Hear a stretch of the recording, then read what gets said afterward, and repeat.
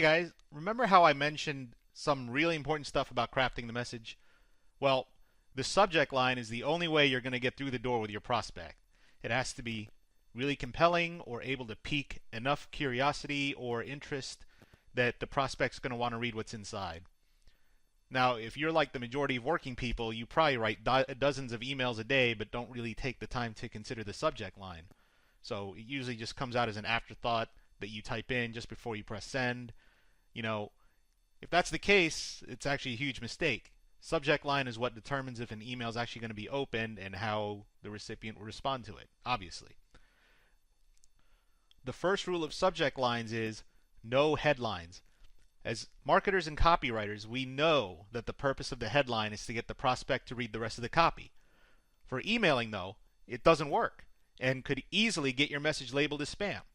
So, like, if you put something like, finally, an easy step-by-step method to capture leprechauns without using garlic. That might sell your info product, but it won't sell and open to your email.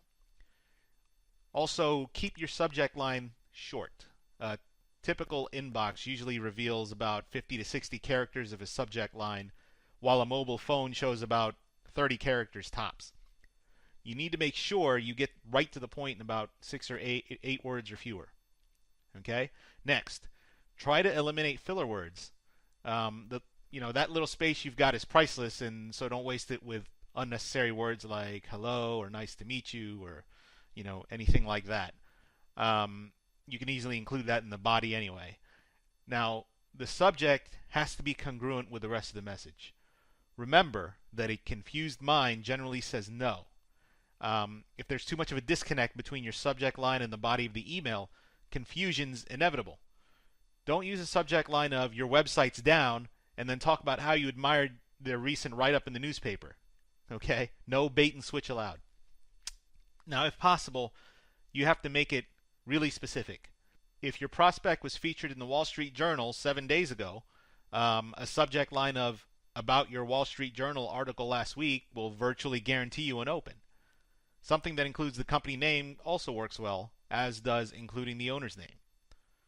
Note that the bigger the company, the less important the name becomes and the more important the company names become. So you can even take advantage of the subject line to ask a question. So, when you're confronted with a question, human nature practically demands an answer. A subject line with a question will get your prospect to answer it in his head, which helps to lead him into opening the message. And, it doesn't have to be complicated. It can be something as simple as quick question. Make sure you reread the subject line and watch for any copy and paste errors. Sometimes when people are sending, a similar message to multiple people, they forget to tailor it to each reader and end up with the wrong name or title in the subject line. And the only way to avoid this really is just remind yourself to, take a second look before you hit send. Finally, you need to always split test subject lines.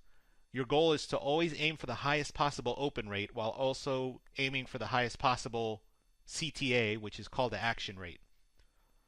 Whether, that's a phone conversation or a reply or a click through. The open rate is your quote unquote traffic and the CTA rate is your quote unquote conversion.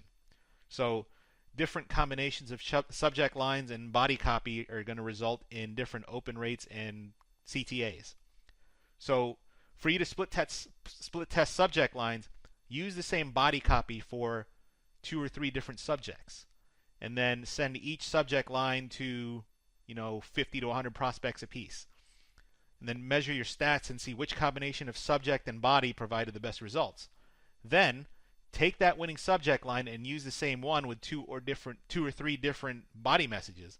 So that way you can rinse and repeat constantly. But the subject line isn't the only feature of a cold email, so we'll see in the next video where we'll talk about the other parts of the message you're sending.